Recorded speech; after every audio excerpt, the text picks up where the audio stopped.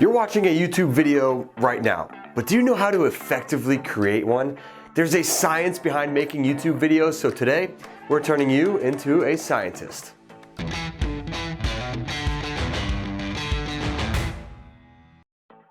Greetings, lab rats. Professor Mike Ploger here, back in the Visme lab, where we're going to discuss YouTube experiments. The video hosting website has 2 billion monthly viewers, second to only Google. People of all ages and backgrounds visit the site for entertainment, information, education, and everything in between. Some of the top subscribing channels in the world, like Mr. Beast, 5 Minute Crafts, and Dude Perfect, have mastered the art of not only creating engaging content, but producing a video in a masterful way that'll bring in millions of views. In this video, we're going to share what it is that the most successful YouTubers are doing so you can see it from a creator's point of view rather than a viewer's point of view. Everything from planning to editing to promoting, who knows, maybe you'll be the next channel with millions of subscribers. Shall we? What sets the top channels apart from ordinary creators is planning. Yes, you could just hit record and publish, but that's not going to lead to a consistent channel with a rising number of viewers with every video. There's 5 phases of planning you should consider for every single video that you make. The first is doing your research. Consider your target audience, if there's a problem or question that you're looking to solve, if competing videos are already out there. But perhaps the biggest part of planting your video on YouTube is knowing the keywords that people are searching for. You want to use keywords in your title and description that people are typing into their search bars. One way to help find these answers is through the tool called TubeBuddy. By entering your potential keyword, you can see how much it's being searched, what the competition levels are, and some related searches all as well. You want to try and find content gaps. So find something that not everybody is searching for, as there might be so much competition, but a topic that is still relevant and has searchers who may not be finding the answers that they seek. From there, you'll want to decide your video type. Will your video be real people in public, animation, screen grabs, or a combination of all of those? This is totally your call. Informative videos are typically more formal, while entertaining videos can be relaxed. The next step would be writing the script. Even if you're like Mr. Beast, who is typically free speaking in all of his videos, he's in all likelihood planning out the direction of the videos. But if there's detailed information you want to share, writing a word-for-word script is probably a good idea so you don't miss anything when you step in front of the camera. By writing a script, whether simply noting sections or writing every word, you'll streamline the production process. And if you have a really complicated video that'll require a lot of different shots and editing, it may be beneficial to build a storyboard. Visualize each scene and put it on a graphic so when it comes time to shoot or edit, you'll know exactly the look that you're going for. And while building a storyboard seems challenging, Visme can help you do it in just minutes. There's pre-made storyboard templates that you can edit with your own images, colors, text, or whatever necessary to help you build the perfect video. And the last part of the planning process is deciding on a location. YouTube videos can be recorded everywhere, from home studios to public parks to green screens at corporate offices. Heck, you might even need to build an entire arena like Mr. Beast did for his Squid Games video. The production cost him $3.5 million to make, but returned more than 220 million views, at least at the time that we're recording this video. Wherever you decide to record, just make sure there's good lighting. That is a major factor in a location being suitable or not. Don't forget it. Now it's time to get into production. There's 4 elements that should be considered before you simply hit record with your iPhone. The first is your video equipment. Yeah, smartphone technology has taken off and is miles ahead of where it was just 5 years ago, but it's still not the very best. Typically, you have 2 options for cameras that will create the best video quality. You have either mirrorless or DSLR cameras. Mirrorless cameras are lighter and are considered to be a newer technology, while a DSLR camera can create stunning quality, but is heavier and more difficult to work with when it comes to your vlogs. Whatever you do, get a camera with image stabilization and great autofocus. You can immediately lose viewers if your footage is shaky or distorted. And if you want more information on this, try searching YouTube for a video solely meant for helping you find the perfect camera. Next, you'll need audio equipment. Microphones are a must. Whether a condenser mic, dynamic mic, or a lav mic like I'm wearing right now, you'll need one. Even if you're recording on your smartphone, they still greatly lag behind with their microphones, so you must buy an external product. I just mentioned it, but it bears repeating. Make lighting a priority. The perfect scenario is shooting outside on a cloudy day, but that's not always an option. Therefore, you'll want to consider purchasing some gear. There's key lights, rim lights, ring lights, reflectors, flashes, soft boxes, and so much more. Ben Johnson has a video on his YouTube channel that I'd encourage you to watch. He dives into all the options and their best uses. And lastly, the best part of production is actually hitting record. Focus on creating as much value as you possibly can. You can buy all the things I mentioned, but if you don't believe in your product and actually providing a service to others, nobody will care.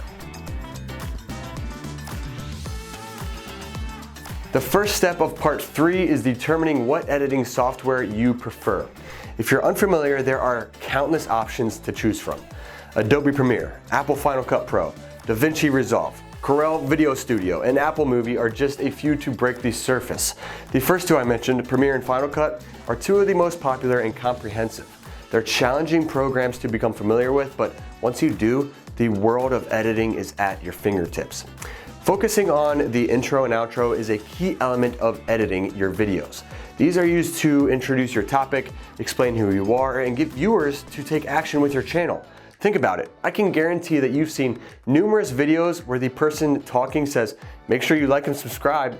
If you haven't, well, you actually will hear shortly in this video. But that's said to engage with the audience and drive people to check out similar content that you've already shared and will share in the future.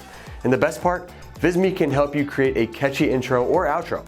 Search through our intro and outro templates, customize them with your own information and preferred audio and animations, and then download to add into your video editing software at the beginning and end of your video. Animations, text, and transition are another fun way to add to your videos. They allow viewers to follow along easier while keeping eyes on the screen. Just be careful with overdoing it. You shouldn't have more than 1 or 2 transition styles or fonts. The simpler, the better. And again, if you think animation is off the table because you're not exactly an employee for Disney Pixar Studios, consider Visme. Our video maker allows you to drag and drop countless animations that can add to your videos. Creating movement has never been so easy. And the last part of editing you need to consider is your audio. Do you need background music? How about higher levels of natural sound or a voiceover? Consider it strongly and add as needed. And if you're worried about music being a copyright issue, don't.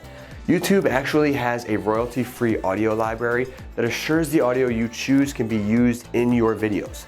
It's not the most expansive selection, but it gets the job done. If you do want better, try Epidemic Sound or Soundstripe. Epidemic Sound is subscription-based, but Soundstripe is free. With either, you'll get access to thousands of free songs, videos, sound effects, and more that you can use whenever and however you want.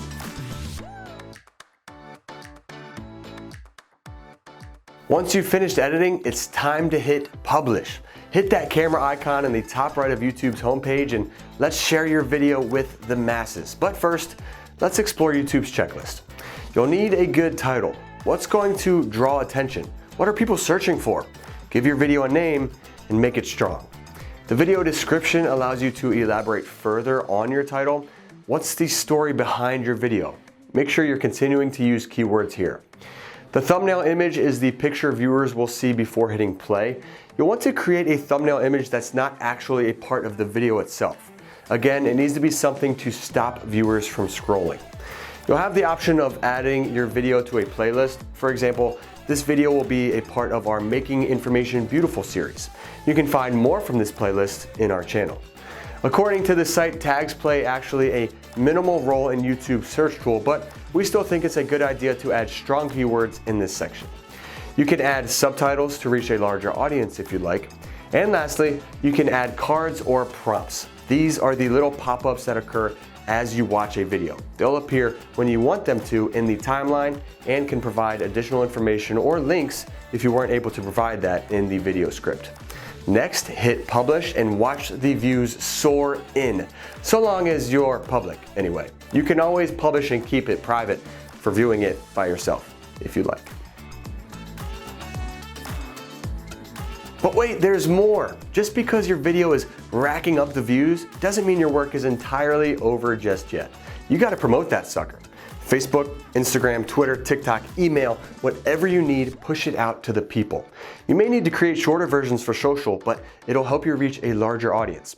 You also have the option to run paid promotions through Google Ads. You can select your audience and budget and push it out to those you're trying to reach. It's easy.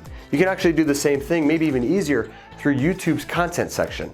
Hover over the video you want to promote, click the three dots taking you to the options, find the word promote, and fill in as necessary. You can also go back to your previous videos to add new cards, providing links to your latest video. This is a great way to keep your audience locked in to your channel.